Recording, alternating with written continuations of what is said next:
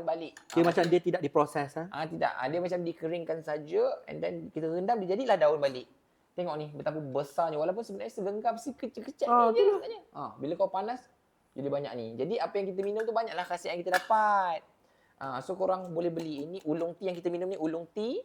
You boleh juga cuba bau ni. Harum sangat. Dulu dia cube lah. Fresh kan? Ini apa? Ini Pineapple dan coconut. Memang ada pineapple dan coconut kat dalam dia. Ya. Jadi kau bolehlah makan. Yang diracik-racikkan. Betul. Yang ini chocolate.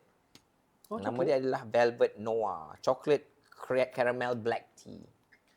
Ingat black tea, green tea dan juga oolong tea. Tiga-tiga ni very high in L-theanine where L-theanine ni boleh membantu untuk turunkan cortisol level, stress hormon kita. Bila stress hormon kita turun, kita punya metabolism yang slow tu akan jadi cepat balik.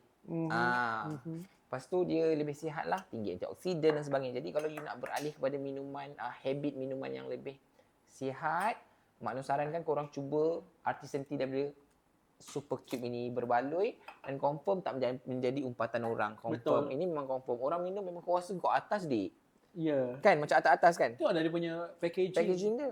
Tapi dia masih letak nama Super Cube Walaupun dah tak jadi cube dah kan? kan? Dia punya trademark lah tu. Bila minum ni macam sedut ni macam kau memang atas lah. Atas Memang kau rasa atas-atas Ya, lah. rasa macam very elite. Ada. Betul korang? Color pun premium. Color pun premium. And then dia tak perlukan manis sangat pun tak. Tak ada. Dia cukup-cukup sedap-sedap enak je.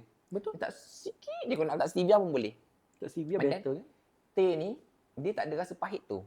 Maksudnya even kalau kau tak letak gula, dia ada macam hint of tea yang harum tu tapi kau tak ada rasa pahit. Macam tu.